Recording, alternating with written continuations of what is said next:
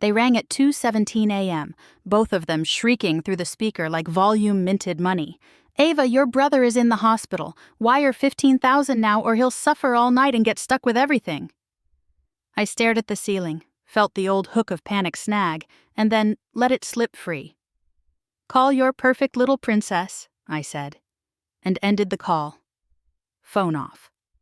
Darkness folded around me. By sunrise, light spilled over my Denver windows, and the quiet felt illegal. I brewed coffee, watched steam climb, waited for guilt. It didn't. Let me be plain, because this story spirals. I'm Ava Mercer, 32, a structural engineer with a one-bedroom near Cherry Creek. Eldest daughter, designated fixer. My parents, Eric and Lorna, raised me on a doctrine older than our stucco house in North Las Vegas. The firstborn carries the family. My brother Chase, 26, is the son. My sister Mia, 23, is the princess. I was the gravity holding their orbits. I paid Chase's UNLV tuition, 28 grand, one transfer, the kind of wire that makes you sweat. He dropped out because campus vibes were off. I co-signed Mia's white Wrangler and watched 480 vanish from every paycheck. When their cards exploded, 9,000 in games and clothes, I rescued them before my alarm. Added up tuition, Jeep, debt patches, cash emergencies, quiet checks that kept lights on. Over 120,000. Thank yous came as emojis. I told myself distance would cure it. 8 years proved me wrong. Requests simply routed through apps. Guilt was faster than ACH. At 8:41 a.m., my phone buzzed to life. Unknown number, South Lake Tahoe Police. 2 months earlier, the fuse lit in our family chat. Chase announced a reset weekend in Tahoe with his buddy Nolan Pike, whose dad owned strip malls in Clark County. Mia chimed in that she'd tag along for content. Wink emoji. Mom assured me they'd only helped a tiny bit. Translation: envelopes from the pension, no questions asked.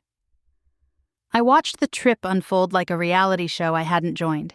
Private terminal selfies, a jet cabin tour that didn't match anyone's tax bracket, check-in at Harrah's, 2-bedroom suite, windows gulping lake light. Nolan boomeranged champagne. Mia filmed mirrors with tags still dangling. Chase tossed $100 chips with the glee of a toddler feeding koi. By Friday, stretch Escalade, rooftop pool, brunch that cost more than my utilities, drone shots of a rented yacht carving Emerald Bay. Mia's poll about a rose gold bracelet ticked up. The price flashed $42,000 like a dare. Comments drifted to me.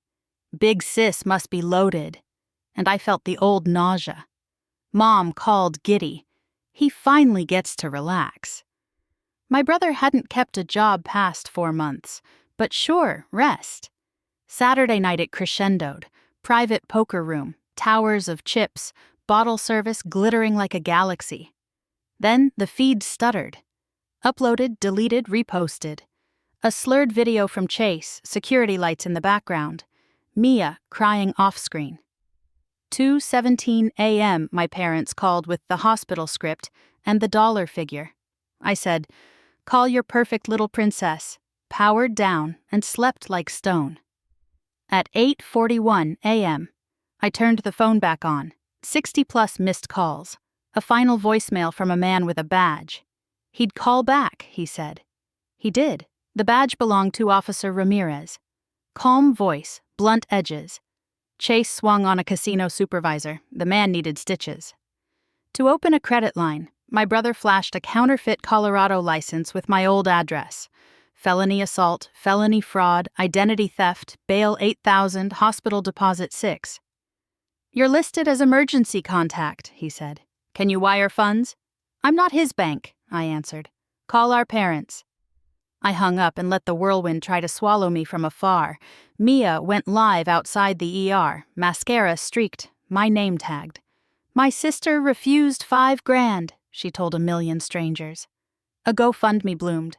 My inbox curdled. Mom's texts pinballed from pleading to curses. Dad called from a Reno gate, voice burnt to wick. Chase had gambled for years. They'd mortgaged the house twice. "One last big win," he whispered. "If you take a loan—" "No," I said finally and completely. By midweek, the foreclosure notice hit the county site. Chase took a plea, fraud reduced, 90 days inpatient at a state facility. Mia's brands bailed. The internet moved on. I changed numbers. I blocked every relative. I signed a lease in Reno and carried boxes into rooms that had never heard me apologize. Silence gathered like clean linen.